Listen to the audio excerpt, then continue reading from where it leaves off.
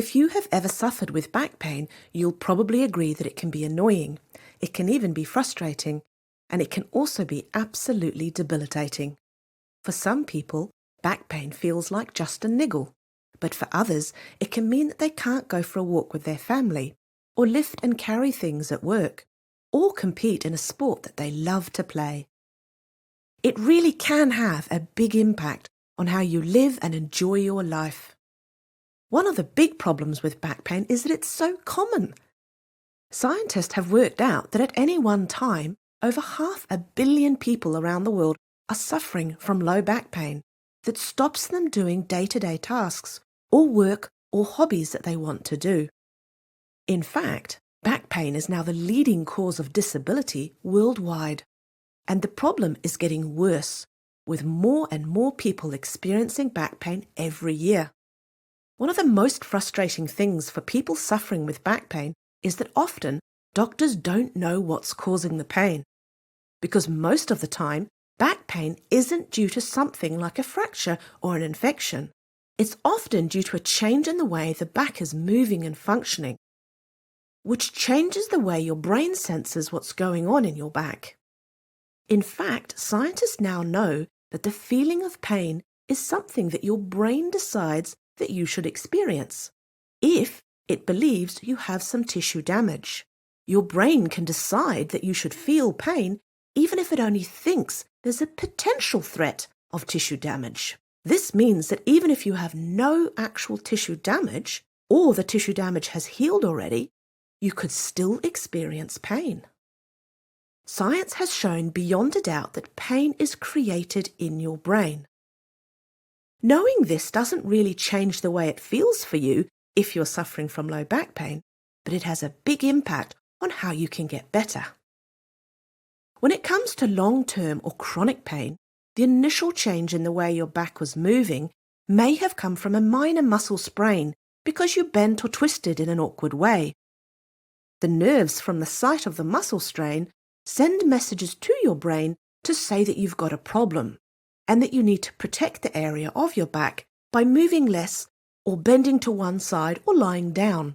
So your brain creates the experience of pain to let you know that something's not okay. Over the next few weeks, the muscle strain can heal so that you no longer have any physical damage in your spine. But your brain might not realize that because your brain might have learnt to be in pain. So your brain may continue to tell you that you have an injury that needs to be protected in your back, even after the sprain has healed. In this situation, the pain feelings are no longer there because of any tissue damage messages coming from your back. The feelings of pain are now continuing from your brain because it has learnt to be in pain. The way your brain learns to be in pain is very similar to the way your brain learns anything. It's called neural plasticity or brain adaptations. The good news is that your brain can also learn to stop sending you pain feelings by adapting in a good way to new inputs or interventions. Brain scientists who've studied the effects of chiropractic care on the brain have discovered that chiropractic adjustments can change the way your brain functions. In other words, chiropractic has a neural plastic effect on your brain. In particular, we know that chiropractic adjustments change function in a part of your brain called the prefrontal cortex. This part of your brain is actually the part that is very involved in where pain becomes a chronic problem. This might be why the earlier you have chiropractic care, the better, because early chiropractic care results in better long-term outcomes. It might be that chiropractic care can prevent pain from becoming a chronic problem.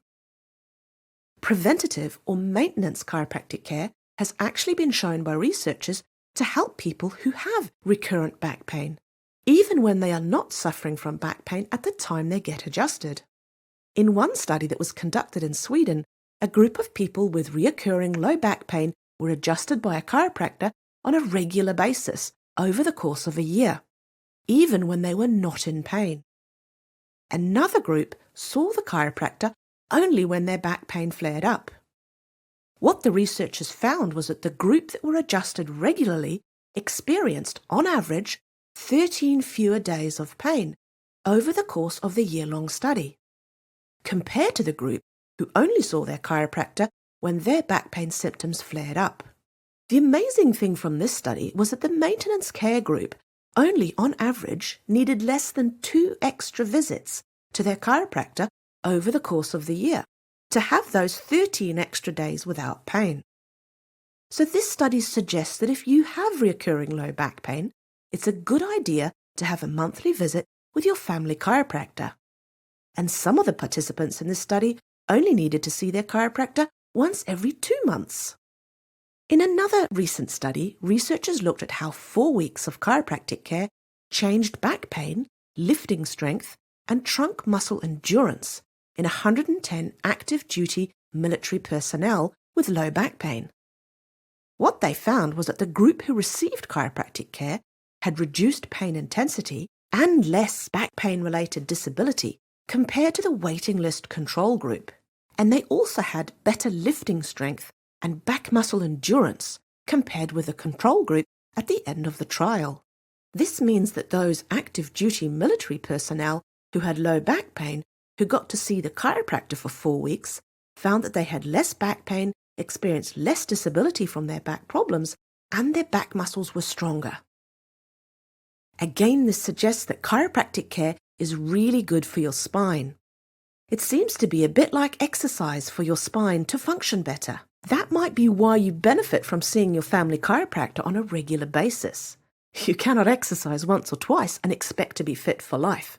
And it appears to be the same way for your spine as well.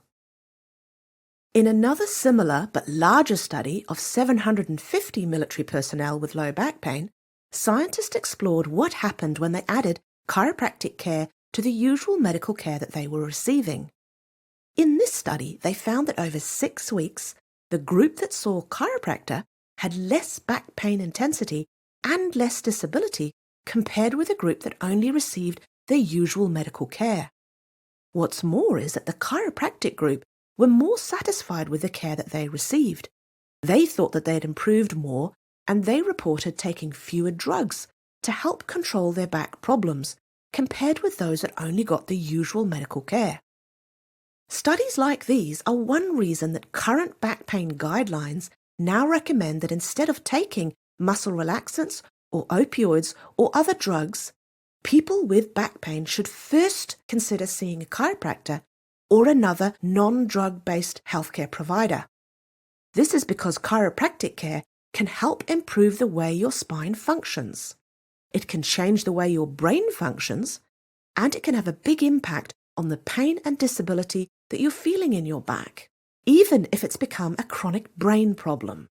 And we know if you see a chiropractor, you take less opioid drugs, so you're less likely to become a statistic of the opioid crisis. And keep in mind that chiropractic care has much more to offer than just helping you with your back pain. Chiropractic care is all about improving the communication between your brain and your body so you can function at your optimal potential.